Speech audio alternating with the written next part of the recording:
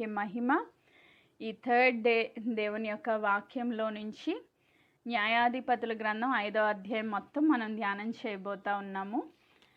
గడిచిన 2 దినాల్లో 4వ అధ్యాయంలో దెబోరా గురించి, అలాగే ఇశ్రాయేల్ ప్రజల పక్షంగా జరిగిన ఒక గొప్ప యుద్ధం గురించి మనం నేర్చుకున్నాము. విన్న ఆ వాక్యము, విన్న మొత్తము ఆ 2 సర్మన్స్ కలిపి ఇప్పుడు ఈ సాంగ్లో మొత్తం కవర్ అయ్యిద్ది అనమాట. దెబోరా ఒక మంచి సాంగ్ పాడుతూ ఉంది. దెబోరా ప్లస్ బారాకు ఇద్దరు కలిసి పాడిన పాట. ఓకే, ఈ 5వ అధ్యాయం మొత్తం పాటే. పరిశుద్ధాత్మ దేవుడు ఆమె సాంగ్కి ఎంతో ఇంప్రెస్ అయ్యి మొత్తం చాప్టర్ అంతా ఆమె పాడిన పాటను లిఖించడం జరిగింది. ఆమేన్, ప్రైజ్ గాడ్. సో వారు పొందిన ఆ విజయాన్ని పురస్కరించుకొని దేవునికి హృదయపూర్వకంగా వాళ్ళు చెల్లించే కృతజ్ఞత. ఈ సాంగ్లో ఉన్న బేసిక్ మీనింగ్ ఏంటంటే కృతజ్ఞత. ఆ యొక్క యుద్ధం ఎలా జరిగింది, అక్కడున్న సిచ్యువేషన్స్ ఎలా ఉన్నాయి, ఎవరు పార్టిసిపేట్ చేశారు, ఇవన్నీ మనం చూడబోతా ఉన్నాం. అయితే ఈ 5వ అధ్యాయాన్ని మనకు అర్థమయ్యే రీతిలో మనం ధ్యానం చేయడానికి కొన్ని కీ పాయింట్స్ నేను చెప్తాను. మొదటి వచనం మనం చదివితే న్యాయాధిపతుల గ్రంథము 5వ అధ్యాయం 1వ వచనం. ఆ దినమున దెబోరాయు అహీనోయాము కుమారుడైన బారాకు ఈ కీర్తన పాడిరి. సో పాడిన వాళ్ళు ఎవరు? బారాకు, దెబోరా, వాళ్ళిద్దరూ కలిసి ఈ పాట పాడారు. సో 2వ వచనం నుంచి ఇంచుమించుగా 7 వచనాలు చూస్తే ఎందుకు పాడారు, ఈ పాట పాడారు అని చెప్తున్నాం కదా, అసలు ఎందుకు పాడారు, నెక్స్ట్ ఎవరి కోసం ఈ పాట పాడారు, నెక్స్ట్ ఎవరితో ఈ పాట పాడడానికి పురిగొల్పుతూ మాట్లాడుతూ వచ్చింది. ఓకే, మళ్ళీ చెప్తున్నా, ఎవరితో చెప్తుంది మీరు దేవుని స్తుతించండి అని, ఎందుకు స్తుతించమని చెప్తుంది, ఎవరిని స్తుతిస్తుంది. ఓకే, ఎవరితో చెప్తుంది, ఎందుకు స్తుతిస్తుంది, ఎవరితో చెప్తుంది, ఎందుకు స్తుతిస్తుంది, దానికి తగ్గ రీజన్స్ అన్నమాట. ఓకే, చెప్తున్న ఆ మాటలు మనము ఎక్కడి నుంచి 2వ వచనం నుంచి ఇంచుమించు 7 వచనాల వరకు చూస్తాం. ఓకే, ఎవరిని స్తుతిస్తుంది, ఎవరితో స్తుతించమని చెప్తుంది, ఎందుకు స్తుతిస్తుంది, ఈ 3 క్వశ్చన్స్ దాంట్లో కవర్ అవుతాయి. నెక్స్ట్ మనం చూస్తే 8వ వచనం నుంచి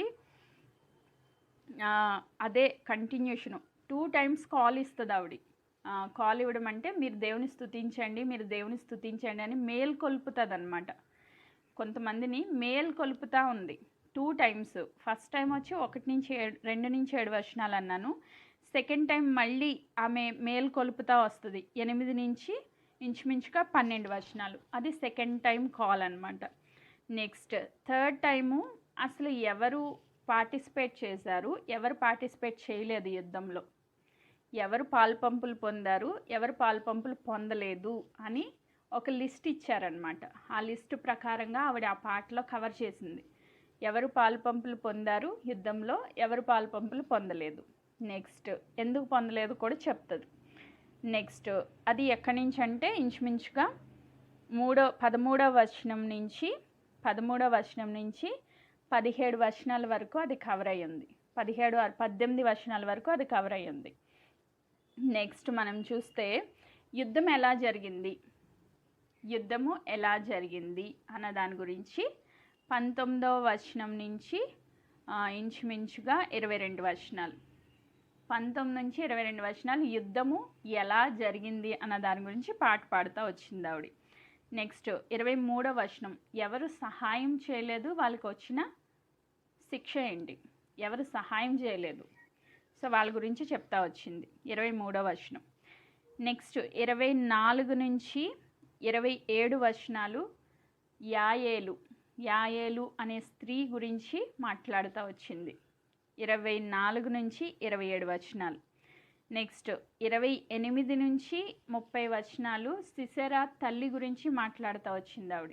సిసెరా తల్లి, సిసెరా అంటే ఎవరు అని నన్ను అడగొద్దు, నిన్న రాలేని వాళ్ళు కొంచెం అర్థం కాదు. సైన్యాధిపతి అయిన సిసెరా, యాబీని యొక్క సైన్యాధిపతి అయిన సిసెరా తల్లి గురించి మాట్లాడుతూ వచ్చింది. అండ్ ఫైనల్గా 31వ వచనం కన్క్లూషన్ అనమాట.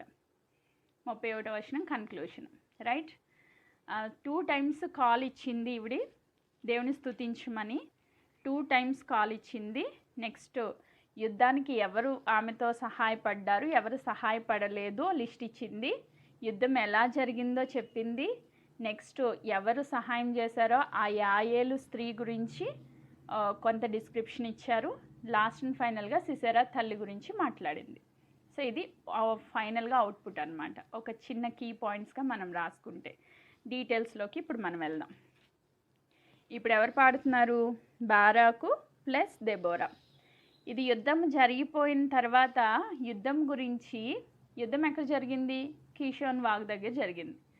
ఇక్కడ మిగతా ఇశ్రాయేల్ ప్రజలు ఎంతమంది ఉన్నారు? 12 గోత్రాలు, కొన్ని లక్షల జనం. నేను చాలా సింపుల్గా ఆమె న్యాయాధిపతిగా ఆ యొక్క ఖర్జూర వృక్షం మీద కూర్చుంది, వాళ్ళందరూ వచ్చి తీర్పు తీర్చమన్నారు, తను తీర్పు తీరుస్తుందని చాలా ఈజీగా చెప్పేశాను. కానీ రాత్రి కూర్చుని ఈ పాట గురించి ధ్యానం చేస్తూ ఉంటే దేవుడు నా కళ్ళు తెరిపించారు. ఏమనంటే ప్రవక్తినిగా ఉంది, న్యాయాధిపతిగా ఉంది, భార్యగా ఉంది, చాలా ఈజీగా చూసేసాం మనం. కానీ ఆవిడ ఎంతమందికి ప్రవక్తినిగా ఉంది?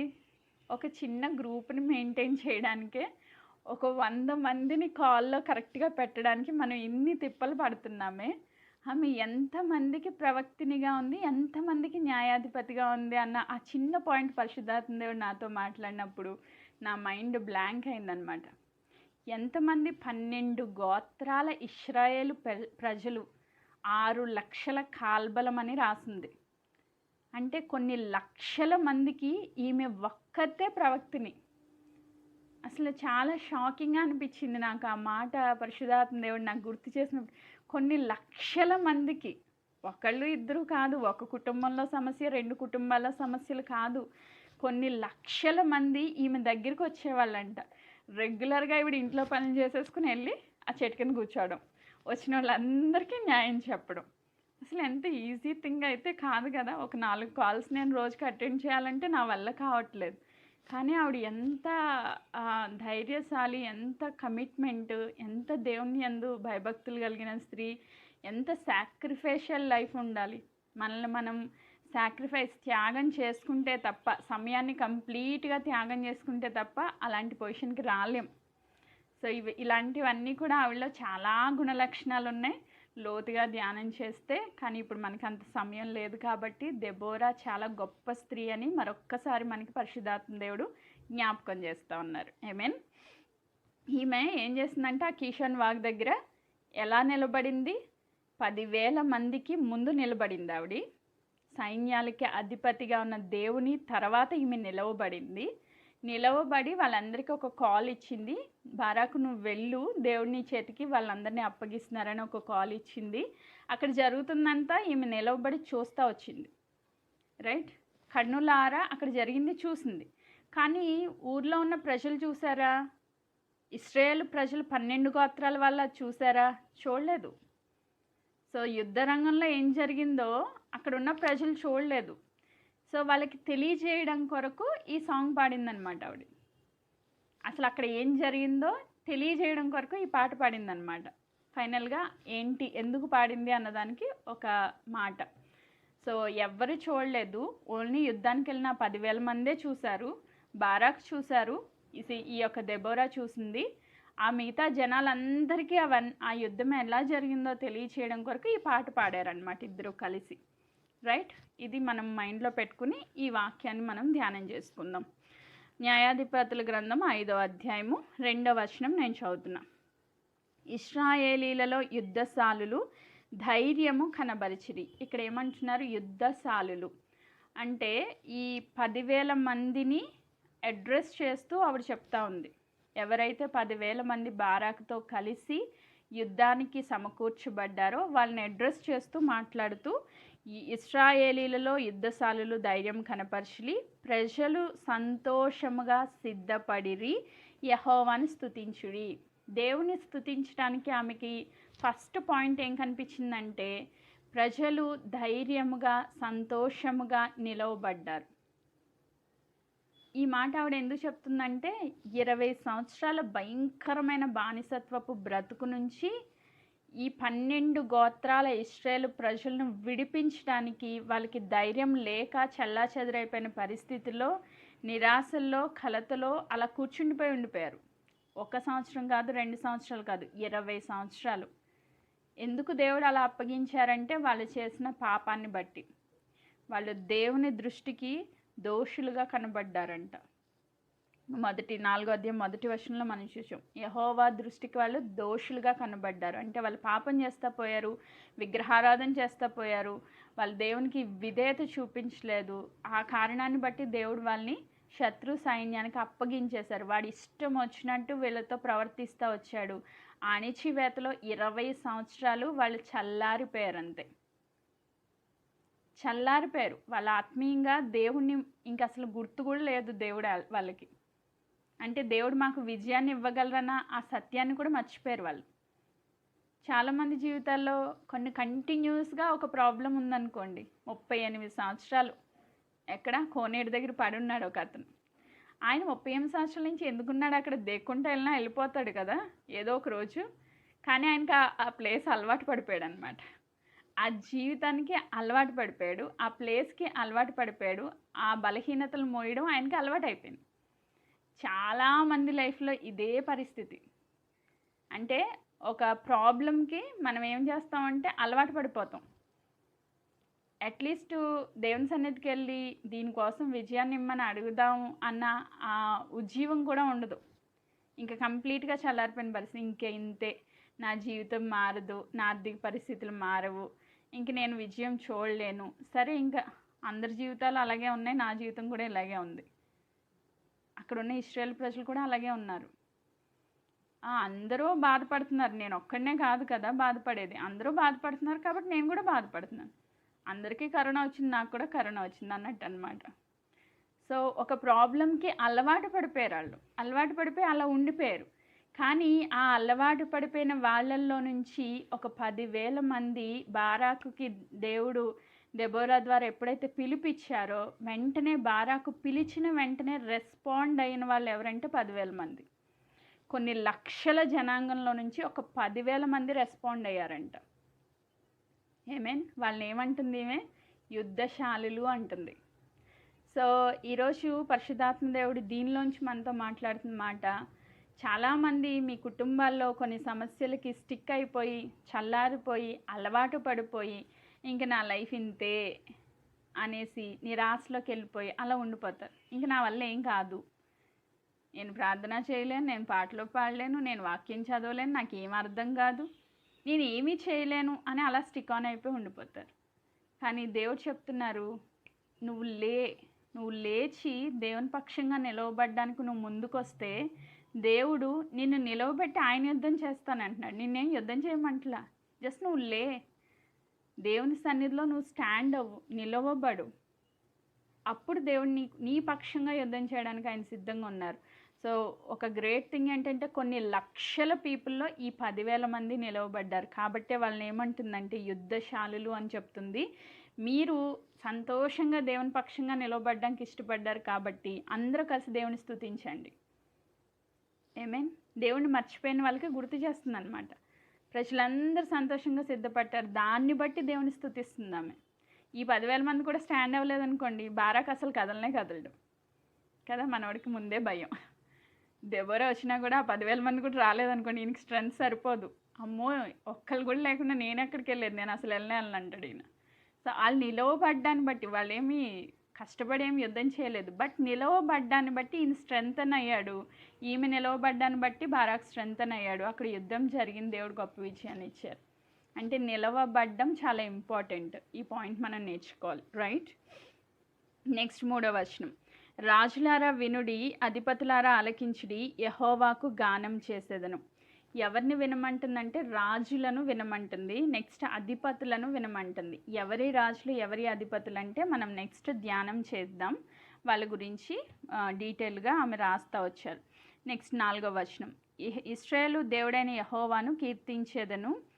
ఇశ్రాయేలు దేవుడైన యెహోవాను కీర్తించేదను. ఎందుకు కీర్తించేదను అన్నది ఇక్కడ డీటెయిల్గా చెప్తా ఉన్నారు. యెహోవా నీవు సేయీరు నుండి బయలుదేరినప్పుడు, ఏదేము పొలము నుండి బయలుదేరినప్పుడు భూమి వణికెను, ఆకాశము నీళ్లను కురిపించెను, మేఘములు వర్షించెను. దేవుడు యుద్ధం చేయడానికి బయలుదేరినప్పుడు ఏం జరిగిందంట? దేవుడు యుద్ధం చేయడానికి బయలుదేరినప్పుడు ఒకసారి ఆలోచించండి. 10,000 మందిని తీసుకుని, బారాకు దెబోరాని తీసుకుని బయలుదేరారు. Right, praise God. ఇప్పుడు దేవుడు బయలుదేరాడంట. దేనికి? యుద్ధం చేయడానికి. ఈ 10,000 మంది బయలుదేరడం కాదు, ముందు వాళ్ళకన్నా ముందు ఎవరు బయలుదేరారు? దేవుడు బయలుదేరారు. కానీ ఇక్కడ చెప్తున్న కాంటెక్స్ట్ ఏంటంటే, నీవు సేయూరు నుండి అలాగే ఏదేము పొలం నుండి బయలుదేరినప్పుడు భూమి వణికెను, ఆకాశం నీళ్లు కురిపించెను, మేఘములు వర్షించెను, యెహోవా సన్నిధిని కొండల్లో నుండి ప్రవాహములు వచ్చెను. ఇశ్రాయేలు దేవుడైన యెహోవా సన్నిధిని సినాయిలో నుండి ప్రవాహములు వచ్చెను. అనాతు కుమారుడైన వచ్చాను. ఇంతవరకు చూద్దాం. దేవుడు యుద్ధం చేయడం మొదలు పెడితే ఆయన సైన్యం ఎవరంట? వర్షము, భూమి బద్దలవడం, అంటే ప్రకృతి ఆయనకు వణుకుతూ ఉంది. ప్రకృతే వణికి భూమి చీలిపోయి దాతాను కుటుంబాన్ని మింగేసినట్టు ఎవరినైనా మింగేస్తే అసలు దేవుడితో యుద్ధం చేయడానికి ఎవడైనా తెగిస్తాడా? తెగించే ఛాన్సే లేదు. ఆమేన్. దేవుడే యుద్ధశూరుడుగా ఆ యుద్ధ రంగంలోనికి దిగితే ఎంత భయంకరంగా ఉంటుంది అన్నది ఇక్కడ ఆవిడ ఎక్స్ప్లెయిన్ చేస్తూ వస్తుంది. భూమి వణికిందంట, మేఘాలు వర్షించాయంట, నీళ్లు కొండ పోతగా వచ్చాయంట. వాళ్ళు ఏదైతే బలం అనుకున్నారో ఆ బలాన్ని నిర్వీర్యం చేయడానికి దేవుడు ప్రకృతిని వాడుకున్నారు. ఆమేన్, ప్రైజ్ గాడ్. ప్రకృతిని వాడుకున్నారు. ఇలాంటి యుద్ధాలు మనము పాత నిబంధనలో చాలా చూస్తాం. ఆయన మెరుపులు మెరిపించారని, ఉరుములు కురిపించారని, వాళ్ళని కలవరపరిచారని, వాళ్ళు ఒకరికొకరు అర్థం కాకుండా చేశారని, ఇట్లా చాలా యుద్ధాలు మనం చూస్తాం. ఇక్కడ కూడా దేవుడు అద్భుతంగా యుద్ధం చేశారు. ఆయన చేసిన ఆ యుద్ధానికి వాళ్ళందరూ కలిసి యెహోవాను కీర్తించండి అని చెప్తుంది. ఇశ్రాయేలు ప్రజలారా, మీరందరూ వినాల్సింది ఏంటంటే, దేవుడు చేసిన యుద్ధ ప్రాతిపదికన ఆయన వచ్చిన విధానాన్ని జ్ఞాపకం చేస్తూ, ఆయన కథన రంగంలో ఎలా దిగారో, ఎట్లాంటి కార్యాలు చేశారో వారికి గుర్తు చేస్తూ దేవుణ్ణి స్తుతించండి అని చెప్తుందన్నమాట. అంటే యుద్ధ రంగంలో వాళ్ళు ఎవరు లేరు కదా, ఇశ్రాయేలు ప్రజలు ఎవరు లేరు. ఓన్లీ 10,000 మందే ఉన్నారు, కొన్ని లక్షల జనాంగం. కానీ వాళ్ళు ఎవరు లేరు, వాళ్ళెవరు చూడలేదు దేవుడు ఏం చేశారు. కాబట్టి వాళ్ళకి గుర్తు చేస్తా దేవుడు ఇట్టి రీతిగా యుద్ధం చేస్తూ వచ్చారు, కాబట్టి దేవుని మీరు స్తుతించండి అని చెప్తుంది. ఆమేన్. నెక్స్ట్ 6వ వచనం. అనాతు కుమారుడైన షంగరు దినములలో, యాయేలు దినములలో రాజమార్గములు ఎడారులాయను, ప్రయాణస్తులు చుట్టూ త్రోవల్లోనే నడిచిరి. ఇక్కడ ఇద్దరిని జ్ఞాపకం చేస్తుంది ఈమె. ఎవరంట? షంగరు. షంగరు అనే వ్యక్తి 3వ న్యాయాధిపతి. ఈమె ముందు, అంటే దెబోరా ముందు న్యాయాధిపతి షంగరు. షంగరు గురించి మనకి 3వ అధ్యాయం 30వ వచనంలో చదివితే, ఒకసారి నేను చదువుతున్నాను చూడండి. 3వ అధ్యాయం 30వ వచనం. అతని తర్వాత ఆనాతు కుమారుడైన షంగరు న్యాయాధిపతిగా ఉండెను. అతడు ఫిలిష్తీయులలో 600 మందిని మునుకోళ్ళ కర్రతో హతము చేసెను. అతడును ఇశ్రాయేలీలను రక్షించెను. అతను ఏం చేశాడంట? మునికోళ్ళ కర్ర అంటే వ్యవసాయానికి ఉపయోగించే ఒక కర్ర అనమాట, ఒక పనిముట్టు. దాంతో ఏం చేశాడంట? 600 మందిని చంపేశాడంట. ఈ షంగర్ ఎవరంటే ఇశ్రాయేలు ప్రజల్లో వ్యక్తి కాదు, ఈయన ఐగుప్తీయుడు. కానీ దేవుని బిడ్డలతో కొంతమంది కలిసి వచ్చేసారు కదా ఐగుప్తు నుంచి వచ్చినప్పుడు. వాళ్ళు కూడా విశ్వాసం ఉంచి వీళ్ళతో కలిసి మిశ్రిత జనాంగంగా కొంతమంది వచ్చేసారు. వాళ్ళల్లో ఒక వ్యక్తి అనమాట. ఈయన మాత్రం ఒరిజినల్గా ఈ 12 గోత్రాలకి చెందిన వ్యక్తి కాదు, బయట వ్యక్తి. కాబట్టి షంగర్ని గుర్తు చేస్తుంది. నెక్స్ట్ ఇంకొక ఆమెను ఎవరిని గుర్తు చేస్తుందంటే, మన ఇప్పుడు యుద్ధంలో పార్టిసిపేట్ చేసిన యాయేల్ని గుర్తు చేస్తుంది. యాయేల్ కూడా ఎవరని చెప్పాను నేను? ఇత్రో, మోషే గారి మామైన ఇత్రో జనాంగంలో నుంచి వచ్చిన వాళ్ళు. అంటే వీళ్ళు కూడా ఈ 12 గోత్రాలకి సంబంధించిన వ్యక్తి కాదు. అంటే ఈమె ఏం చెప్పాలనుకుంటుందంటే వాళ్ళిద్దరు దినాలు ఎలా ఉన్నాయంట, రాజమార్గాలు ఎడార్లు అయిపోయినాయి అంట. అంటే భయంకరమైన వధ జరుగుతూ వచ్చింది, అణిచివేత జరుగుతూ వచ్చింది. వాళ్ళ టైమ్స్లో జనాలు బయట కాలు పెట్టాలంటే భయపడే పరిస్థితులు ఉన్నాయి. అలాంటి పరిస్థితులు ఉన్నప్పుడు షంగర్ని యూజ్ చేసుకుని దేవుడు వాళ్ళని రక్షించారంటే బయట అవుట్ సైడ్ పీపుల్ని దేవుడు ఎన్నుకుని ఇన్సైడ్ ఉన్న వాళ్ళకి రక్షణ ఇచ్చారు. ఇప్పుడు ఈ యుద్ధం తర్వాత కూడా వాళ్ళకి నెమ్మది వచ్చింది. అంటే నిలవబడాల్సిన వాళ్ళు నిలవబడకపోయినా, యుద్ధం చేయాల్సిన వాళ్ళు యుద్ధం చేయకపోయినా, వీళ్ళందరూ శుభ్రంగా నిద్రపోతూ ఉన్నా కూడా దేవుడు బయట వ్యక్తుల్ని ఎన్నుకుని కూడా వీళ్ళకి రక్షణ ఇచ్చారు. మీన్ అన్య జనాంగంలో నుంచి దేవుడు ఎన్నుకున్నారు. దేవుడు ఒరిజినల్ బిడ్డలేమో అలవాటు పడిపోయారనమాట ఆ జీవితానికి, బానిసత్వ బ్రతుక్కి. కానీ దేవుడు బయట వాళ్ళని ఎన్నుకొని వాళ్ళకి విజయాన్ని ఇచ్చారు. ఈరోజు కూడా అంతే కదా, అన్యులే ఎక్కువ సువార్త పరిచయం చేస్తూ ఉన్నారు. నిజంగా క్రిస్టియానిటీలో చిన్నప్పటి నుంచి బ్రతికిన వాళ్ళు చూడండి, అన్యులంటే సడన్గా మార్పు చెంది బయట నుంచి వస్తాం కదా, వాళ్ళకి కొంచెం జీలు ఎక్కువ ఉంటుంది. దేవుడి కోసం చెప్పాలా, స్వార్థ ప్రకటించాలా, ఈ జీలు ఎక్కువ ఉంటుంది. చిన్నప్పటి నుంచి క్రిస్టియానిటీలో ఉన్న వాళ్ళకి అది ఉండదు. అలవాటు పడిపోతారనమాట, ఈ దేవుడు మాకు తెలియదు ఏంటి, ఈ బైబిల్ మేము చూడండి ఏంటి, చదవండి ఏంటి అని. సో అలవాటు పడిపోతారు. కానీ బయట నుంచి వచ్చిన వ్యక్తులకి దేవుని యొక్క గొప్పతనం అప్పుడే తెలుస్తుంది కాబట్టి మంచి జీలు ఉంటుంది. దేవుడి గురించి చెప్పాలి, దేవుని గురించి ప్రకటించాలనే ఆసక్తి బాగుంటుంది అనమాట. అంటే అనేకులను రక్షించాలి. శంగర్ కూడా ఒక మునికల కథ తీసుకుని 6,000 మందిని కొట్టిని చంపేసి అనేక మందికి రక్షకుడుగా, న్యాయాధిపతిగా నిలిచారంట. మీన్ ప్రైజ్ కూడా. ఆ జీలు ఉన్న వాళ్ళని దేవుడు ఎన్నుకుంటారనమాట. నేను దేవుని కోసం ఏదైనా చేయాలి. సో నేను అవుట్ సైడ్ వ్యక్తినైనా ఇన్సైడ్ వ్యక్తినైనా, నువ్వేమన్నా ఏ గోత్రం నుంచి వచ్చావని ఎవడైనా అడిగినా ఏం నష్టమేం లేదు. నీకు చిన్నప్పటి నుంచి బైబిల్ తెలుసా, నాలెడ్జ్ ఉందా, నువ్వు సరిగ్గా బైబిల్ చదవలేకపోతున్నావు, నువ్వు సరిగ్గా చెప్పలేకపోతున్నావు, ఏం ప్రాబ్లం లేదు. నాకున్నది దేవుడు నాకు ఇచ్చిన ప్రత్యక్షతను బట్టి నేను ముందుకు వెళ్ళిపోవడం అంతే. ఎవరో క్వశ్చన్ చేస్తారని భయపడాల్సిన అవసరం ఏం లేదు. దేవుడు ఎన్నుకున్నారు, దేవుడు నడిపిస్తున్నారు, నడుచుకుని వెళ్ళిపోవడమే ముందుకి. సో అట్టి రీతిగా వీళ్ళిద్దరిని జ్ఞాపకం చేస్తూ ఆ టైమ్స్లో ఎంత భయంకరంగా ఉందంటే, ప్రయాణస్తులు చుట్టూ త్రోవలో నడుస్తూ, అంటే రాజమార్గంలో నడిచే పరిస్థితి లేదు. వాళ్ళకి భయంకరంగా హింసలు పెడతా ఉన్నారు, దారుణంగా వాళ్ళని చంపుతూ ఉన్నారు. అందుకని ఈమె చెప్తుంది 7వ వచనంలో, ఇశ్రాయేలీల్లో అధిపతులు లేకపోయిరి, అందరూ సైలెంట్ అయిపోయారు. దెబోరా అను నేను రాకమునుపు, ఇశ్రాయేల్లో నేను తల్లిగా ఉండకమునుపు వారు లేకపోయిరి. అంటే ఇన్ని లక్షల మంది ఇశ్రాయేల్ ప్రజలు ఉన్నా కూడా అందరూ ఎవరిలో కూడా పౌరుషం లేదు. అసలు ఎవరి బిడ్డలు వీళ్ళు? జీవం గల దేవుని బిడ్డలు. అసలు ఐగుప్తు నుంచి ఇశ్రాయేల్ ప్రజలు వచ్చినప్పుడు ఆ ప్రజలు చుట్టూ ఉన్న దేశాలన్నీ వణికిపోయినాయి అంట. వీళ్ళ జీవితాల్లో దేవుడు చేసిన కార్యాలు విని వాళ్ళు వణికిపోయారంట. ఒక్కొక్కటి జయించుకుంటూ వస్తుంటే వీళ్ళ ముందు ఏ రాజు నిలవబడలేకపోయాడంటే యెహోషువ దినాల్లో. అంత గొప్ప సైన్యం అయ్యుండి, అంత గొప్ప వ్యక్తులు అయ్యుండి వీళ్ళు ఏమైపోయారంట, ఒక్క అధిపతి కూడా లేని స్థితిలోనికి వెళ్ళిపోయారంట. అంటే యుద్ధానికి పోరాడడానికి ఒక్కళ్ళు కూడా లేరనమాట. ఒక్కళ్ళలో కూడా జీల్ లేదు. దేవుని కోసం పోరాడాలా, మన ప్రజలకు విడుదల కావాలా, మనం ఇలా ఉండడం దేవుని చిత్తం కాదు, మనకి విడుదల కావాలి అని ఒక పౌరుషం కలిగిన వ్యక్తులు ఎవరు లేరు. ఆమె చెప్తుంది, నేను రాకమునుపు, అంటే నేను వచ్చాను. దెబోరా చెప్తుంది, నేను వచ్చాను. నేను అంటే ఎవరు? తుమ్మెద. అంటే ఒక తేనెటీగ లాంటి ఒక చిన్న అల్పజీవి లాంటి నేను వచ్చాను. ఎందుకు? దేవుని బిడ్డలను విడిపించడానికి నేను వచ్చాను, ఒక తల్లిగా ఆదరించడానికి. సో నా ద్వారా దేవుడు విడుదల ఇవ్వడానికి ఇష్టపడుతున్నారు. దాన్ని బట్టి దేవుని స్తుతించండి అంటుంది. ఈరోజు మనకు కూడా ఆ జీలుంటే నన్ను బట్టి దేవుని స్తుతించండి అని మనం కూడా చెప్పగలుగుతాం.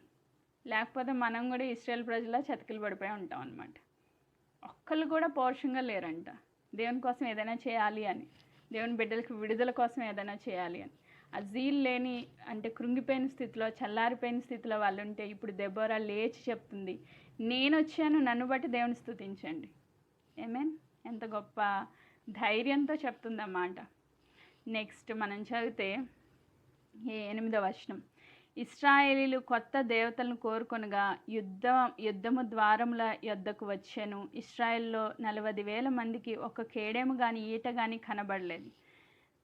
వాళ్ళ 40,000 మంది సైన్యం ఉంటే, ఇశ్రాయేలు ప్రజల్లో 40,000 మంది సైన్యం ఉంటే, యుద్ధం ద్వారం దగ్గరికి వచ్చి ఉంటే, వాళ్ళని చంపడానికి ఒక ఈట కానీ ఒక కత్తి కానీ లేదంట వాళ్ళ దగ్గర, ఒక కేడెము కానీ ఈట కానీ లేదంట. అంటే వీళ్ళు యుద్ధాలు మానేసి 20 సంవత్సరాలు అయిపోయింది. అవునా? 20 సంవత్సరాల క్రితం యుద్ధం చేశారు, ఇప్పుడు యుద్ధాలు మానేశారు. ఒక రోజు 2 రోజులు కాదు, ఆ యుద్ధ పరికరాలు దాచిపెట్టుకోవడానికి భూమిలో పెట్టేసి ఉంటారు, అవన్నీ మరుగైపోయినాయి అన్నమాట. అంటే వీళ్ళలో యుద్ధం చేయాలనే ఆశ కానీ కోరిక కానీ దానికి సంబంధించిన ఒక పరికరం కూడా వీళ్ళ దగ్గర లేదు. సో జీరో, అంటే వీళ్ళ దగ్గర ఉన్న వస్తువులు, యుద్ధ సామాగ్రి జీరో అన్నమాట. యుద్ధ సామాగ్రి జీరో. సో నెక్స్ట్ మనం ముందుకెళ్తే 9వ వచనం. జనులలో ఇశ్రాయేలీల అధిపతులు సంతోషంగా సిద్ధపడి వారి యందు నాకు ప్రేమ కలదు, యెహోవాను స్తుతించుడి. అంటే ఏ విధమైన ఆయుధ సంపత్తి లేని స్థితిలో కూడా ఈ 10,000 మంది లేచారు. ఇప్పుడు యుద్ధానికి వెళ్తున్నామంటే చేతిలో కత్తి ఉండాలా? ఏమీ లేకుండా ఉత్తి చేతులు ఊపుకుంటా యుద్ధానికి వెళ్ళడానికి భయం అనేది ఉంటుంది కదా. అవతలు చూస్తే గొప్ప సైన్యం, 900 ఇనపరాదాలు వేసుకుని వాళ్ళు వస్తున్నారు. ఏదైనా అటు ఇటు అయితే మొత్తం చంపేస్తారు వీళ్ళని. అమ్మో, నేను ప్రాణాలని తెగించి వెళ్తున్నాను, అట్లీస్ట్ నా చేతిలో ఒక కర్రన్నా ఉండాలి, లేకపోతే ఒక డాలన్నా ఉండాలి, ఒక కత్తన్నా ఉండాలని కోరుకుంటారు కదా. అట్లా ఏమీ లేకుండా జీరో పవర్తో వీళ్ళు లేచి నిలబడ్డారంట, మేము వస్తామని. బాలను బట్టి దేవుని స్తుతించండి అని దెబోరా చెప్తుంది. నిజంగా ఎంత గొప్ప భాగ్యం. అంటే మనుషుడు కత్తి చేత కాదు, ఇంకా బలం చేత కాదు, శక్తి చేత కాదు. ఎలా జయిస్తారంట? దేవుని ఆత్మ చేతనే జయిస్తారు. ఆమేన్. మనకేం పవర్ అవసరం లేదు, ఆయుధాలు అవసరం లేదు, గుర్రాలు అవసరం లేదు, కానీ దేవుడు మనతో ఉంటే ఖచ్చితంగా విజయం మందే అని 10,000 మంది నిలబడ్డారంట. అందుకే ఆమె చెప్తుంది, వారి యందు నాకు ప్రేమ కలదు, ఈ 10,000 మంది మీద నాకు ప్రేమ కలదు, అందును బట్టి యెహోవాను స్తుతించండి. ఆమేన్. నెక్స్ట్ 10వ వచనం.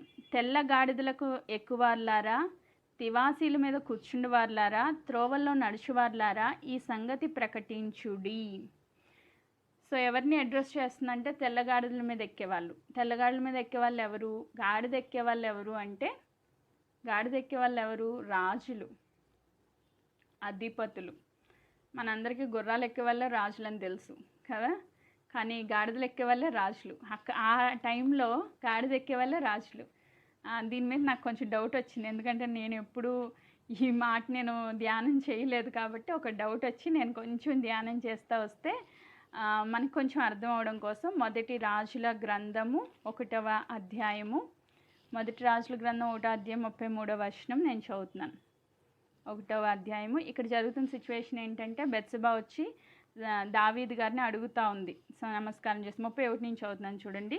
బెత్సెబా సాగిలపడి దావీదుకు నమస్కారం చేసి, నా ఏలిన వాడైన రాజగు దావీదు సదాకాలం బ్రతుకును గాక అనెను. అప్పుడు రాజైన దావీదు యాజకుడైన సొదోకు ప్రవక్త అయిన నాతాను యెహోయాదా కుమారుడైన బెనాయాను నా యొద్దకు పిలువమని సెలవీయగా వారు రాజు సన్నిధికి వచ్చిరి. అంతటా రాజు, మీరు నా ఏలినవాడైన నా సేవకులను పిలిపించుకొని పోయి నా కుమారుడైన సొలొమోనును నా కంచెర గాడిద మీద ఎక్కించి గీహోనునకు తీసుకొని పోయి అక్కడ పట్టాభిషేకం చేయండి. తర్వాత చదువుకోండి. 44వ వచనంలో దాని యొక్క నెరవేర్పు కూడా ఉంటుంది. కంచెర గాడిద మీద ఎక్కించి అతను ఊరేగించారంట, రాజు అయ్యాడు కాబట్టి. సో మనకందరికీ తెలుసు అతని పేరు అబ్షలోం. అబ్షలోం కూడా కంచెర గాడిద మీద ఎక్కి ఎక్కడికి వెళ్తున్నాడంట? వెళ్తూ ఉన్నాడు, చుట్టూ తగులుకుని చనిపోయాడు. సో మనకి అత్యంత గొప్ప విషయం ఏంటంటే, రాజులకు రాజు అయిన యేసుక్రీస్తు ప్రభు కూడా గాడిద మీద ఎక్కే రాజుగా యెరూషలేంలో జయప్రవేశం చేశారు. అంటే అక్కడున్న 12 గోత్రాల్లో ఉన్న రాజులను ఉద్దేశించి, అధిపతులను ఉద్దేశించి ఈమె మాట్లాడుతూ ఉందన్నమాట. తెల్ల గాడిదల మీద ఎక్కిన వాళ్ళంటే రాజులు, అధిపతులు అని మనకు అర్థమైతే చాలు. సో ఆ న్యాయాధిపతులు గ్రంథం 5:10లో మనం చదివితే, తెల్లగాడిదలు ఎక్కువార్లారా, తివాసుల మీద కూర్చుండి వార్లారా, త్రోవలో నడిచివార్లారా, ఈ సంగతి ప్రకటించుడి. విల్లుకాండ ధ్వనికి దూరంగా ఉండువారు, నీళ్లు చేదుకొని స్థలంలో ఉండువారు యెహోవా నీతి క్రియలను ప్రకటించెదరు. ఇశ్రాయేలు గ్రామంలో ఆయన జరిగించిన నీతి క్రియలను వారు ప్రకటించెదరు. వినుటకై యెహోవా జనుల ద్వారంలో కూడుదురు. ఆమెన్. దెబోరా మేల్కొనుము, మేల్కొనుము, దెబోరా మేల్కొనుము, మేల్కొనుము, బారాకు కీర్తన పాడుము. అబీనోయి కుమారుడా లెమ్ము, చెరపట్టిన వారిని చెరపట్టుము. ఈమె అందరితో చెప్తా ఉంది, దేవుడు చేసిన నీతి క్రియలను ప్రకటించుడి. అధిపతులారా మీరందరూ, అంటే ఏదైతే 10,000 మంది వచ్చారో వాళ్ళని అడ్రస్ చేస్తూ, మీరందరూ దేవుని నీతి క్రియలను ప్రకటించండి. దేవుడు మన పక్షంగా ఎంత గొప్ప కార్యం చేశాడో ప్రకటించండి. వీధుల్లోకి వెళ్ళి ప్రకటించండి. నీళ్లు చేదుకునే స్థలాల్లోకి వెళ్ళి ప్రకటించండి. ఆయన గ్రామాల్లోకి వెళ్ళి జరిగిన నీతి క్రియలను ప్రకటించండి అని పిలుపునిస్తూ ఉంది వాళ్ళకి. పిలుపునిస్తూ ఉంది. మళ్ళా ఆమె అడ్రస్ చేసుకుంటూ చెప్తున్నమాట, దెబోరా మేల్కొనుము, దెబోరా మేల్కొనుము, ఆయన గురించి కీర్తన పాడు, సాంగ్ పాడు, లే లే అందరికీ చెప్తా ఉంది ఈమె. లేండి, అందరూ కలిసి దేవుని నీతి క్రియలను ప్రకటిద్దాం అంటే ఒక గొప్ప ఉజ్జీవాన్ని తీసుకొస్తుంది అనమాట. చల్లారిపోయిన వారి జీవితాల్లో ఒక ఉజ్జీవాన్ని రగిలిస్తా పాట పాడుతూ వస్తూ ఉందన్నమాట. సో ఇంతవరకు ఆమె దేవుణ్ణి స్తుతించిన అంశాలు మనం చూస్తూ వచ్చాం. ఎవరికి చెప్తుంది? ఆవిడతో పాటు ఎవరైతే యుద్ధానికి వచ్చారో ఆ రాజులకి చెప్తుంది దేవుని స్తుతించండి అని. అలాగే ఇశ్రాయేల్ పీపుల్కి చెప్తా వచ్చింది. ఎందుకు స్తుతించమంటుంది అంటే దేవుడే సైన్యాధిపతిగా వారి ముందు నడిచి గొప్ప యుద్ధం చేశారు కాబట్టి ఆయన స్తుతించమంటా ఉంది. సో ఎవరితో చెప్తుంది అంటే ఈ ఇశ్రాయేల్ ప్రజల్లో లోపల, అంటే యుద్ధం చూడలేని వాళ్ళందరితో చెప్తా ఉందన్నమాట ఈ విషయాలు. ఆమెన్.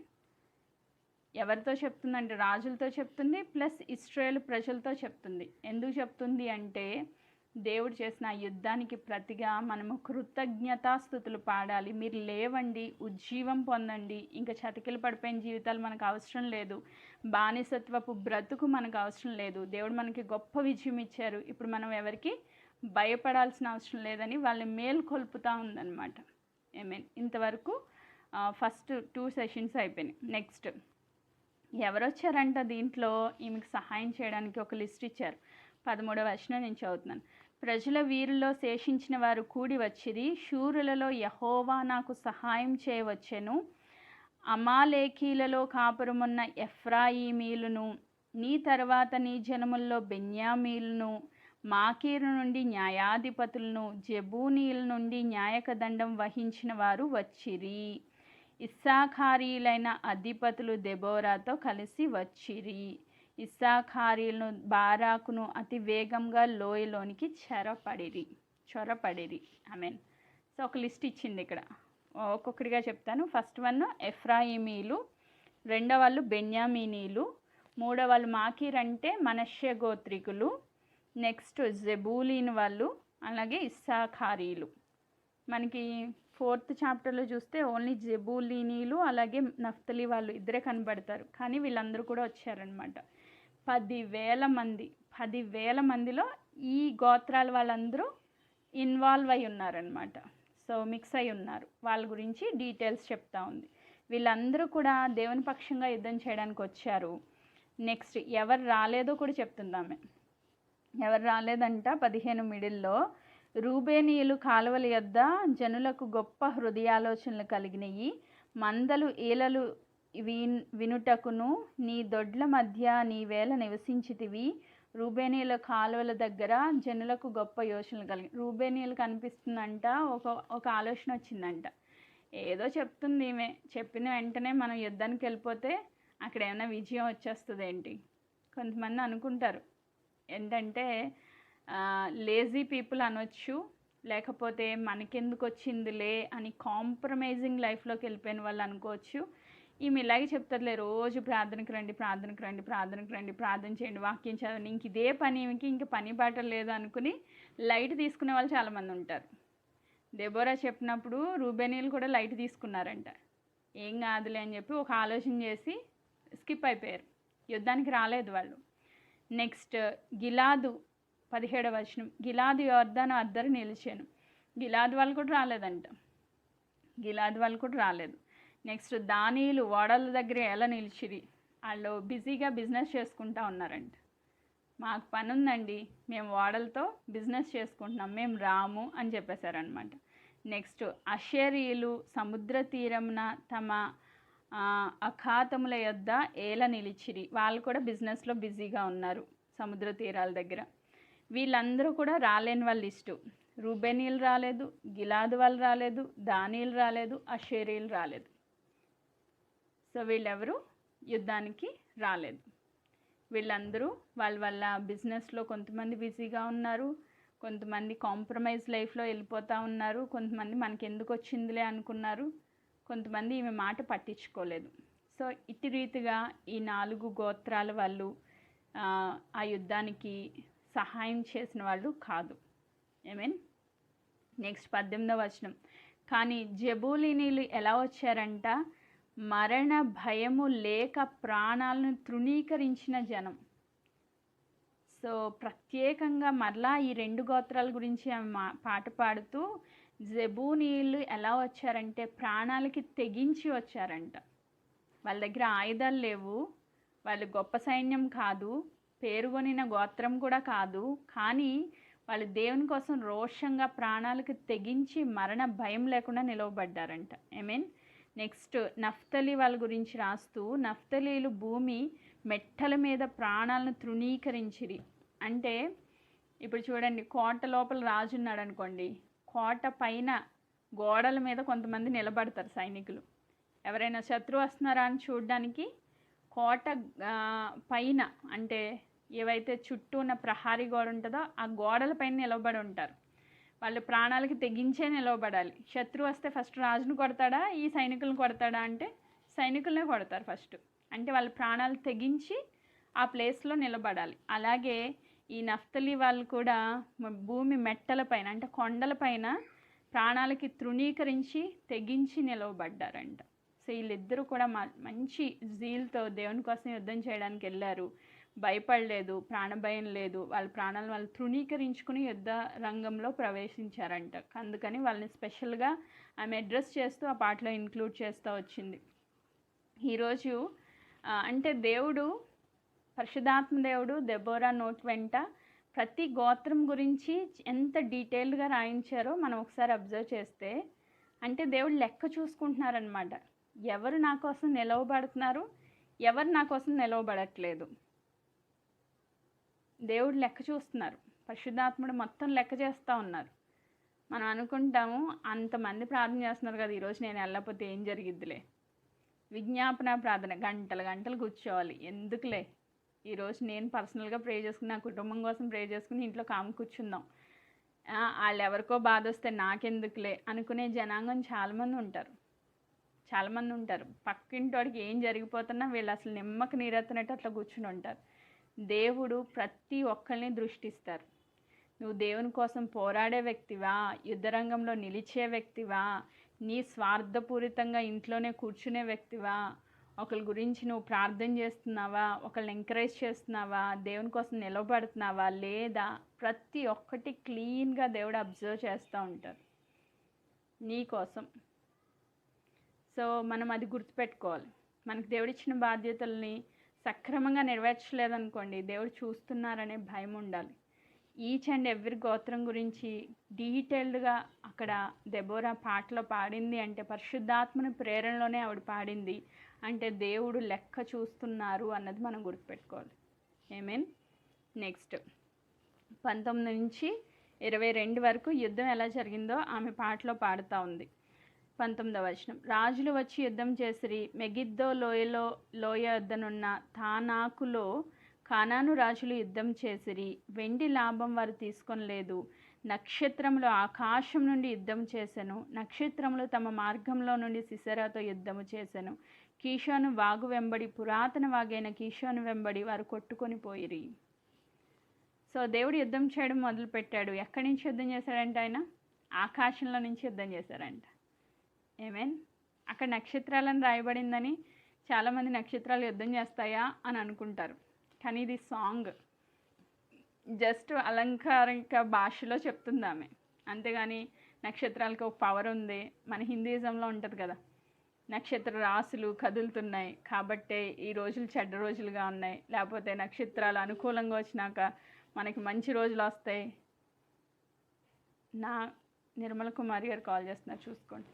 సో నక్షత్ర రాశుల యొక్క పరిస్థితులు ఎట్లా మారినాయి, గ్రహస్థితులు ఎట్లా మారినాయి అని చాలామంది చెప్తూ ఉంటారు. అలా చెప్తున్నప్పుడు మనం అదంతా నిజమేమో అనుకుని పిచ్చి వాళ్ళని నమ్మేయకూడదు.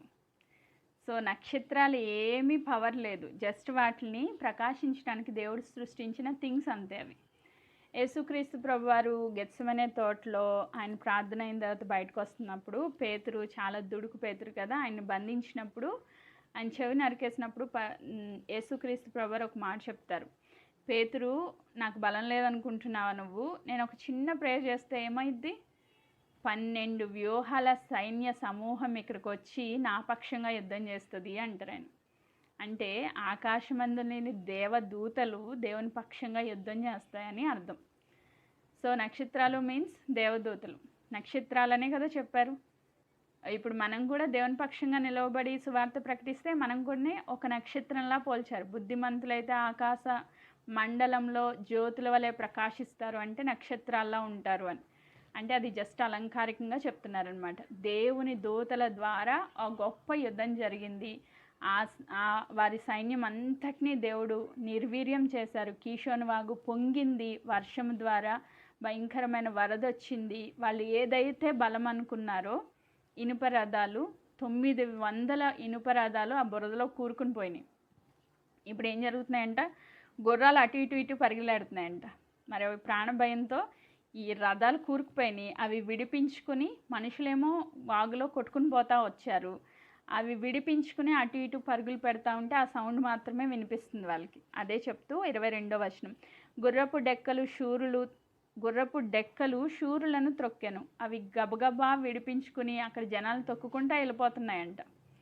900 రథాలంటే ఒక్కొక్క రథానికి 2 గుర్రాలు వేసుకున్న 900 + 900 అంటే ఎన్ని గుర్రాలు పాపం, వాటి ప్రాణభయంతో అవి పరుగులు పెడతా ఉన్నాయి.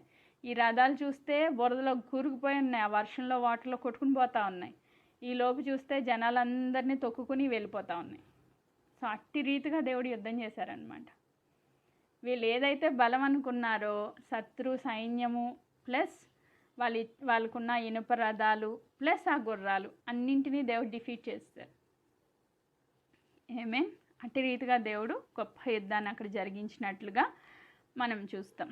నెక్స్ట్ 23వ వచనం, యెహోవా దూత ఇట్లా నేను మేరోజును శపించుడి, దాని నివాసుల మీద మహాశాపం నిలుపుడి, యెహోవా సహాయంనకు వారు రాలేదు, బలిష్ఠులతో కూడి యెహోవా సహాయంనకు వారు రాలేదు. మేరోజు అనే ఊరు వారు దేవుని యొక్క యుద్ధానికి వాళ్ళు రాలేదంట. దేవుడితో కలిసి ఆ సైన్యంతో కలిసి యుద్ధం చేయడానికి వాళ్ళు రాలేదంట. కాబట్టి వాళ్ళకి ఏం రావాలని దెబోరా పలుకుతుందంటే శాపం రావాలని పలుకుతుంది. దేవునితో కలిసి మనం యుద్ధం చేయలేదనుకోండి, మనకు ఆశీర్వాదం కాదు, అది శాపమే. దేవునితో కలిసి మనం యుద్ధం చేయకపోతే మనకు వచ్చేది శాపం, ఆశీర్వాదం అనేది ఉండదు. ఒక్కసారి మనము నాగటి మీద చెయ్యి వేస్తే ఎక్కడ తిరగకూడదంట, వెనక్కి తిరిగి చూడకూడదు. ఒకసారి కమిట్ అయిపోయాం దేవుడితో, కమిట్ అయిన తర్వాత వెనక్కి తిరిగే ఛాన్స్ లేదు. ఇంకా నువ్వు ముందుగా వెళ్ళాలి తప్ప నువ్వు ఆగావంటే నీకు శాపం, ఆశీర్వాదం అనేది లేనే లేదు. కాబట్టి సో మేరోజు వాళ్ళని కూడా మనకి ఒక ఎగ్జాంపుల్గా దెబోరా మన ముందు పెట్టిందనమాట. ఆమేన్. నెక్స్ట్ 24 నుంచి 27 వరకు యాయేల్ గురించి రాశారని చెప్పుకున్నాం. సో అది కూడా చదివేద్దాం. కనానీయుడైన హేబోరు భార్య యాయేలు స్త్రీలలో దీవెన నొందును. సో అంతమంది స్త్రీలు, ఇశ్రాయేల్ ప్రజలు ఎంతమంది స్త్రీలు ఉండొచ్చు, కొన్ని లక్షల జనాంగంలో ఈమె దీవెన పొందిందంట. ఆమేన్. ఒకసారి ఆలోచించిన, అన్ని లక్షల జనాంగంలో యాయేలుకే దేవుడు అంత గొప్ప ఘనత ఇచ్చారు. ఎందుకు? ఆమె ప్రాణానికి తెగించి శత్రువుని చంపడానికి ధైర్యంగా నిలవబడింది కాబట్టి. ఆమేన్. యాయేలు లాంటి స్త్రీలు కావాలి దేవుడికి, దెబోరా లాంటి స్త్రీలు కావాలి దేవుడికి. సో అందుకే ఆమె చెప్తూ, గుడారంలో నుండి స్త్రీలలో ఆమె దీవెన నొందెను. అతడు దాహం అడిగాను, ఆమె పాలు తెచ్చి ఇచ్చెను. సర్దార్లకు తగిన పాత్రలో మీగడ తెచ్చి ఇచ్చెను. ఆమె మేకు చేత పట్టుకొను, పనివారి సుత్తెతో కుడి చేత పట్టుకొని సిసెరాను కొట్టెను. అసలు ఎంత ధైర్యం ఉంటే మేకు అంటే అక్కడ ఆల్రెడీ చెప్పారు కదా, మనము చదువుకుంటూ వచ్చాము, కేడెము ఈట కూడా కనబడలేదని 8వ వచనంలో. అంటే ఈమె దగ్గర యుద్ధ సామాగ్రి ఏమీ లేదు, కానీ ఈమె హృదయంలో ఆశ ఉంది. ఏంటంటే ఆ శత్రువుని చంపేయాలంతే. ఈమె దగ్గర ఒక కొడవలు లేదు, ఒక ఖడ్గం లేదు, ఒక బళ్ళెం లేదు, ఒక ఈట లేదు, ఏమీ లేవు. కానీ ఆయన చంపేయాలి, వాడు నా చేతికి దక్కించాడు దేవుడు, చంపేయాలంతే. ఇప్పుడు చూస్తూ ఉందన్నమాట, గుడారంలో ఏమీ కనిపించట్లేదంట ఆవిడకి. పనివాడి సుత్తి కనిపించిందంట, ఆల్రెడీ గుడారానికి వేసిన మేకు కనిపించిందంట. ఆ మేకు పీకింది, సుత్తి చేత పట్టుకుంది, తీసుకెళ్ళింది, కొట్టింది, చంపేసింది. అసలు ఎంత ఇంటెలిజెన్స్ ఉండాలి. నా దగ్గర అయ్యో చంపుదాం అనుకున్నాను, కానీ నా దగ్గర ఏం లేదండి. మనమైతే ఇట్లాంటి సాకులు చెప్పేవాళ్ళం. నా దగ్గర ఒక్క ఇన్స్ట్రుమెంట్ కూడా లేదు. నేను ప్రార్థన చేద్దాం అనుకున్నాను, కానీ నాకు టైం కుదరలా. నేను వాళ్ళని ఎంకరేజ్ చేద్దాం అనుకున్నా, బట్ నేనే డిస్కరేజ్లో ఉన్నా. సంథింగ్ ఏదో రీజన్ చెప్తాం, కానీ ముందుకు మాత్రం వెళ్ళం మనం. కానీ ఆమె ఎంత తెగవగలిగిన స్త్రీ అంటే, ఆమె దగ్గర ఇన్స్ట్రుమెంట్స్ ఏం లేవు, కానీ ఉన్న దాంతోనే దేవుని పక్షంగా ఆమె పోరాడింది. సిసెరా అంటే ఎంత మూర్ఖుడో నెక్స్ట్ మనం చూస్తాము. అంత దరిద్రుడైన వాడిని, అంత గొప్ప శత్రువుని చాలా ఈజీగా ఆమె గెలుచుకొచ్చింది. అందుకే ఆమె గురించి పాట పాడుతూ దెబోరా చెప్తున్న మాట, ఆమె అతని తలను సుత్తెతో కొట్టగా అది పగిలేను. తల పగిలిపోయేటట్టు కొట్టిందంట. అసలు ఇంత బ్లడ్ చూస్తేనే మనకు కళ్ళు తిరిగిపోతాయి కదా. ఒకరిని చంపడం అంటే ఎంత గట్స్ ఉండాలి, ఎంత ధైర్యం ఉండాలి. ఆ బ్లడ్ చూస్తేనే కళ్ళు తిరిగే స్టేజ్లో మనం ఉంటే, ఆమె ఏకంగా తల పగలు కొట్టేసిందంట. తలలో వేసి మేకేసి కొడితే తల 2 ముక్కలు అయిపోయింది అంతే ఆయనకి. అది చూస్తే ముందు మనం పారిపోతాం. అసలు ఆ ఆలోచన వస్తేనే కంగారు పడిపోతాం కదా. ఎక్కడో జరుగుతున్న యుద్ధం చూడాలంటేనే భయం కదా. కానీ ఈమె ఎంత సాహసాలు కనపరిచిందన్నది ఇక్కడ మనం అర్థం చేసుకోవాలి. తల పగలు కొట్టేసిందంట. ఆమె అతని తలను సుత్తితో కొట్టగా అది పగిలెను. అతడు ఆమె కాళ్ళ యొద్ద కృంగిపడి పరుండెను. ఆమె కాళ్ళ యొద్ద కృంగిపడెను. ఒక గొప్ప సైన్యాధిపతి ఒక స్త్రీ కాళ్ళ దగ్గర పడ్డాడు. ఎంత గొప్ప విజయం చూడండి. శత్రువు వచ్చి కాళ్ళ కింద ఉండాలి మనకి. సాతాను శత్రువు వచ్చి మన కాళ్ళ క్రింద ఉండాలి. దేవుడు ఆల్రెడీ మనకి విజయం ఇచ్చేశారు, కానీ మనం ఏం చేస్తాం, వాడిని ఎత్తిమే పెడతాం. అయ్య బాబోయ్, శాతాను ఎంత భయమో. ఒక్క చిన్న గలిబిలు జరిగిందంటే గిలగిలగిలగ కొట్టేసుకుంటూ ఉంటాం. సాతానికి భయపడిపోయి ఒక కళ వచ్చిందండి, ఆ కళలో ఏదో పీడ అది ఇంకా నిజంగా జరగలేదు రియల్గా, కానీ ఒక కళ వస్తేనే అల్లిపోయే జనాలు మనం.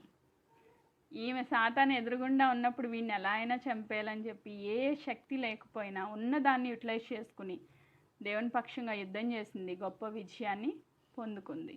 ఆమేన్. అండ్ ఫైనల్గా సిసెరా తల్లి గురించి ఇక్కడ మాట్లాడుతూ దెబోరా పాట పాడుతూ ఉంది. ఏమని పాడుతుందో అది కూడా చూద్దాం. 28వ వచనం, అతడు అక్కడ కృంగగానే అక్కడనే పడి చచ్చెను. ఆమేన్. నెక్స్ట్ 28, సిసెరా తల్లి కిటికీలో నుండి చూచెను. అంటే అక్కడ సిసెరా తల్లి ఏం చేస్తుందో కూడా చెప్తుందన్నమాట. సిసెరా తల్లి ఏం చేస్తుందంట, కిటికీలోంచి వస్తుంది. ఎందుకు? సిసెరా ఆల్రెడీ యుద్ధానికి వెళ్ళాడు, ఇంకా రాలేదేంటి, నా కొడుకు ఇంకా రాలేదేంటని ఆవిడ కిటికీలోంచి వస్తుందంట. కిటికీలోంచి చూస్తా ఇంకా ఏం చేస్తుంది, అల్లిక కిటికీలో నుంచి చూసి కేకలు వేసెను. రాక అతని రథములు తడువు చేయనేలా, అతని రథముల చక్రములు ఆలస్యము చేయనేలా. ఎందుకు ఇంకా రావట్లేదు, ఏం జరుగుంటుంది, నా కొడుకు ఇంకా ఎందుకు యుద్ధానికి వెళ్ళి వెనక్కి రావట్లేదు అని చెప్పి ఆమె వెయిట్ చేస్తూ ఉందంట. సో అట్లా ఆమె వెయిట్ చేస్తూ ఉండేసరికి ఇక్కడ దెబోరా పాట పాడుతూ చెప్తుంది. 29వ వచనం మనం చదివితే ఆమె చెప్తా ఉంది 29లో, ఆమె యొద్దనున్న వివేకము గల రాజకుమార్తెలు ఇలాగనే ఉత్తరం ఇచ్చిరి. ఆమె తనకు తాను మరలా ఇట్లనుకొనుచుండెను, అక్కడున్న రాజకుమార్తెలు కూడా, అవును చాలా టైం అయింది, ఇంకా రాలేదేంటి మీ అబ్బాయి, ఇంకా రాలేదేంటి మీ సిసెరా, ఇంత యుద్ధశూరుడు కదా ఇంకా రాలేదేంటి అని వాళ్ళు కూడా అంటుంటే, రాజకుమార్తెలు కూడా అంటుంటే, మళ్ళా ఆమెతో ఆమె ఇలా చెప్పుకుంటుందంట. అక్కడున్న స్త్రీలతో కూడా ఇట్లా చెప్తుందంట 30వ వచనం. వారికి దొరికెను కదా, దోపుడు సొమ్ము పంచుకొనుచున్నారు కదా. అంటే ఈమెకు పక్కా తెలుసు ఏమని, సిసెరా ఖచ్చితంగా యుద్ధాన్ని గెలిచేస్తాడు, ఇశ్రాయేల్ ప్రజలకు అంత సీన్ లేదు, వాళ్ళు ఓడిపోతారు. కానీ ఎందుకు లేట్ అయిందంటే, యుద్ధం గెలిచాడు కదా, యుద్ధం గెలవగానే నెక్స్ట్ వాళ్ళు చేసే పని ఏంటంటే దోపుడు సొమ్ము దోచుకోవడం. ప్రజలందరినీ చంపేయాలా, అక్కడున్న సొమ్ము అంతా దోచుకోవాలి, కాబట్టి లేట్ అవుతుంది అని ఆమె చెప్పుకుంటుందంట. నెక్స్ట్ ఇంకా చెప్తుంది, యోధులందరూ తల ఒక స్త్రీని తీసుకొందురు కదా, ఇద్దరేసి స్త్రీలు వారికి దొరుకుదురు కదా. సో చూడండి ఎంత భయంకరమో. మగాళ్ళందరినీ చంపేసి వచ్చిన ఆ యుద్ధ యోధులందరూ ఏం చేస్తారంట, తల ఒక ఇద్దరిద్దరు స్త్రీలను పంచేసుకుంటారంట. అంటే వాళ్ళంత మూర్ఖులు అనమాట. వాళ్ళ చెరపట్టి స్త్రీలను పట్టుకొని భయంకరంగా హింసించడానికి టైం పడుతుంది కదా. ఒక తల్లి చెప్తున్న మాట ఇది. సిసెరా క్యారెక్టర్ ఎంత భయంకరమైందో ఆమెకు తెలుసు కాబట్టి ఆమె డైరెక్ట్గా చెప్తుంది. ఏమని, ఇద్దరిద్దరు స్త్రీలు దొరుకుతారు కదా, సొమ్ము దొరుకుతుంది కదా, అందుకే లేట్ అవుతుంది, వాళ్ళు ఎలాంటి వాళ్ళు ఈమెకు తెలుసు కాబట్టి చెప్తుంది. నెక్స్ట్ ఇంకా ఆమె చెప్తా అంటది, సిసెరాకు రంగులు వేయబడిన వస్త్రం ఒకటి దోపుడు సొమ్ముగా దొరుకును, రంగు వేయబడిన విచిత్ర వస్త్రం ఒకటి దోపుడుగా దొరుకును, రెండు వైపులా రంగు వేయబడిన విచిత్ర వస్త్రములు దోచుకున్న వారి మెడలకు తగిన వస్త్రం ఒకటి దొరుకును. అంటే అక్కడున్న శ్రేష్టమైన వస్త్రాలు కూడా దొరుకుతాయి కదా, అవన్నీ సమకూర్చుకుని తీసుకొచ్చి నాకు ఇవ్వాలి కదా, నేను కూడా వాటిని వేసుకుని అలంకరించుకోవాలి కదా. సో అందుకే టైం పడుతుంది. ఇంకా సిసెరా అందుకే రాలేదు అనుకుంటుందంట తన తల్లి. అంటే వాళ్ళు ఎంత మూర్ఖులో, ఎంత భయంకరమైన పీపులో తెలియడం కోసం దెబోరా తన తల్లి గురించి కూడా మాట్లాడుతూ వస్తుంది. సిసెరా చాలా భయంకరమైన వ్యక్తి. ఒకవేళ యాయేలు గనక ఆయన చంపకపోతే, రెస్ట్ తీసుకుని తిరిగి లేచాడనుకోండి, యాయేల్నే చెరిపేసే రకం సిసెరా. అంత భయంకరమైన క్రూరుడు. అలాంటి వ్యక్తి అని యాయేలుకి తెలుసు కాబట్టే ఆమె అంత ధైర్యం వహించి చంపడానికి తెగించిందనమాట. ఒక్క సిసెరా చనిపోతే ఇశ్రాయేల్ ప్రజలందరికీ విడుదల వచ్చింది. అదే ఒక్క సిసెరా బ్రతికితే యాయేలు చనిపోవాలి, ప్లస్ ఇశ్రాయేల్ ప్రజల స్త్రీలందరూ తుడిచిపెట్టుకుని పోవాలి. అలాంటి దుష్టుడు, మూర్ఖుడు, దుర్మార్గుడైన సిసెరాని ఈజీగా చంపడానికి ఆమె తెగించిందనమాట. సో ఒక్క వ్యక్తిని చంపడానికి ఆమె తెగిస్తే కొన్ని లక్షల పీపుల్కి విడుదల వచ్చేసింది, ఒక వ్యక్తిని చంపడానికి తెగిస్తే. మరి మనం ఒక్క ఆత్మని రక్షించడానికి తెగిస్తే ఆ ఒక్క ఆత్మ ద్వారా అనేక ఆత్మలు రక్షణ పొందుతాయి. ఏమే, ఒక్క ఆత్మను రక్షించాలనే ఒక ఆశ ఉంటే చాలు. ఎక్కువ మొత్తం భూదిగంతముల వరకు శాస్త్రంగా వచ్చేయాలని ఫస్టే నా వల్ల కాదులే అని చెప్పి నీరసించిపోకుండా, ఒక్కరికి సువార్త చెప్తే చాలు, ఒక్కరిని రక్షిస్తే చాలు అని మనం గనక మనల్ని మనము ఎంకరేజ్ చేసుకుని ముందుకెళ్తే ఆ ఒక్క వ్యక్తి ద్వారా దేవుడు అనేకుల్ని రక్షిస్తారు. ఆమేన్. ఒక్క దెబోరా ఏం చేసిందంట, దెబోరా ఏం చేసింది, ఒక్క వ్యక్తే ఇశ్రాయేలు ప్రజలందరినీ ఏకతాటిపైకి తీసుకొచ్చింది. చల్లారిపోయిన ఇశ్రాయేల్ పీపుల్ని తిరిగి లేపింది, రైస్ చేసింది, కృంగిపోయిన వాళ్ళని లేవనెత్తింది, బలహీనలు బలపరిచింది, ఎంత గొప్ప తెగువ చూపించింది. రైట్. సో ఇంత గొప్ప యుద్ధం జరిగిన తర్వాత కన్క్లూషన్గా 31th verse రాస్తుంది. ఆమె పాట పాడుతుంది. ఏమని పాడుతుందంటే, యెహోవా నీ శత్రువులందరూ అలాగనే నశించెదరు. సిసెరా ఎలా అయితే చచ్చిపోయాడో నీ శత్రువులందరూ అలాగే నశించెదరు. ఆమేన్. నెక్స్ట్, ఆయనను ప్రేమించువారు బలముతో ఉదయించు సూర్యుని వలె ఉందురని పాడిరి.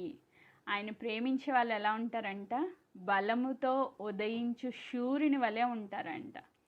సో ఆయన ప్రేమించే బిడ్డలు ఒక దెబోరా లాగా, ఒక బారాకు లాగా, 10,000 మంది ఎవరైతే నిలబడ్డారో వారికి లాగా, ఉదయించే సూర్యునిలాగా బలము తొడుక్కొని, దేవుని యొక్క పునరుద్ధానపు శక్తి తొడుక్కొని దేవుని ప్రేమించే బిడ్డలు ఉంటారు. దేవుని ప్రేమించే వాళ్ళు కామ్గా ఉండలేరు, దేవుని ప్రేమించే వాళ్ళు స్వార్థ ప్రకటించకుండా ఉండలేరు, దేవుని ప్రేమించే వాళ్ళు సైలెంట్గా ఇంట్లో ఉండలేరు. ఏమేన్ దేవుని ప్రేమించే వాళ్ళు దేవుని కోసం ఏం చేయడానికైనా తెగిస్తారు, ప్రాణాలకు తెగిస్తారు, యుద్ధ రంగంలో దిగుతారు, దేవుని పక్షంగా నిలవబడతారు. సో అలాంటి స్త్రీలుగా మనము కూడా ఉండాలి. ఇక్కడ ఇద్దరు స్త్రీలు మనకి చాలా గొప్ప పాఠం నేర్పిస్తూ వచ్చారు, దెబోరా ప్లస్ యాయేలు. ఈ ఇద్దరు స్త్రీలను చూసి మనం నేర్చుకోవాలి. ఒక గృహిణే కదా, నాకేం తెలుసులే, నేనేం చేసేదేం లేదులే అన్నట్టు నిరుత్సాహంలోకి వెళ్ళిపోకుండా మనల్ని మనం ఎంకరేజ్ చేసుకుని దెబోరాని చూసి అవును నేను కూడా దేవుని కోసం ఏమైనా చేయాలి. ఈరోజు మన గ్రూప్ అంతా ఉజ్జీవం పొందాలని దేవుడు దెబోరాని మన ముందు పెట్టారని నిశ్చయంగా నేను నమ్ముతున్నాను. ఆమేన్. అండ్ ఫైనల్గా తర్వాత దేశము 40 సంవత్సరములు నిమ్మళంగా ఉండెను. ఆమె ఒక్కసారి తెగించిన కారణాన్ని బట్టి, దేవుని కోసం నిలవబడిన కారణాన్ని బట్టి 20 సంవత్సరాల బానిసత్వం వెళ్ళిపోయింది, 40 సంవత్సరాల దేశము నెమ్మది పొందిందంట. అసలు ఎంత గొప్ప భాగ్యం చూడండి. అసలు ఏ శత్రు భయం లేకుండా 40 సంవత్సరాలు నెమ్మదిగా ఉందంట. వీళ్ళు తప్పు చేయక ముందు వరకు దేశం నెమ్మదిగా ఉంది. ఈ దెబోరా నాయకత్వంలో 40 ఇయర్స్ దేశం నెమ్మది పొందింది. నేను చెప్పాను కదా, న్యాయాధిపతులు 12 మందిలో 6 మేజర్గా న్యాయాధిపతులుగా ఉన్నారు, మిగతా వాళ్ళు మైనర్గా ఉన్నారు. ఈ మేజర్ న్యాయాధిపతులు గిద్యోను, ఒట్నియల్ వీళ్ళందరూ 40 ఇయర్స్ ఈ దేశాన్ని నెమ్మదిగా ఉండేటట్లుగా చేశారు. ఇస్రాయేల్ కంట్రీనే నెమ్మదిలో ఉండేటట్లు చేశారంట. ఎంత గొప్ప భాగ్యం చూడండి. సో మన జనరేషన్లో మన కుటుంబాలు నెమ్మదిగా ఉండాలంటే మనం ఒక దెబోరాలా నిలబడాలి. ఆమేన్. మన కుటుంబాలు, మన దేశము తిరిగి ఉజ్జీవం పొందాలి అన్న, తిరిగి మన దేశము స్వతంత్ర దేశంగా మార్చబడాలి, క్రీస్తులో స్వతంత్రత పొందుకోవాలన్నా, మన కుటుంబాలు తిరిగి కట్టబడాలన్నా. చూడండి, యాయేలు తన భర్తతో ఏకీభవించి ఒకవేళ సిసెరాను చంపకపోయి ఉంటే ఆమె చనిపోయేది, ఇక్కడ ఎవ్వరికీ కూడా విడుదల వచ్చేది కాదు. తన భర్త దేవునికి వ్యతిరేకంగా ఉన్నప్పటికీ ఆమె దేవుని పక్షంగా నిలవబడింది. సో ఇక్కడ భర్తలు వ్యతిరేకంగా ఉన్నా, ఎలాంటి పరిస్థితులు ఉన్నా, కుటుంబాలు వ్యతిరేకంగా ఉన్నా, మనం మాత్రం దేవుని పక్షంగా నిలవబడే స్త్రీలుగా ఉండాలి. ఆమేన్. స్త్రీలే కదా మనం ఏం చేయలేము అని అనుకోకుండా దెబోరాను ఒక గొప్ప ఎగ్జాంపుల్గా దేవుడు మన ముందు పెట్టారు. యాయేలుని గొప్ప ఎగ్జాంపుల్గా దేవుడు మన ముందు పెట్టారు. ఒక దుష్ట వ్యక్తి యొక్క తల్లిని కూడా మన ముందు పెట్టారు. దేవునికి శత్రువులుగా ఉన్న వాళ్ళు శపించబడతారు, నాశనం అయిపోతారు. కానీ దేవుని పక్షంగా నిలవబడిన వాళ్ళు ఉదయించే సూర్యుని వలె బలము తొడుక్కుని వారు గొప్ప విజయాలు చూస్తారని నేర్చుకుంటూ వచ్చాం. కనుక అట్టి స్త్రీలుగా మనం అందరం ఉండాలని కోరుకుంటూ ఈ మాటలు నేను ముగిస్తున్నాను. దేవుడి వాక్య భాగమును దీవించునుగాక. ఆమెన్.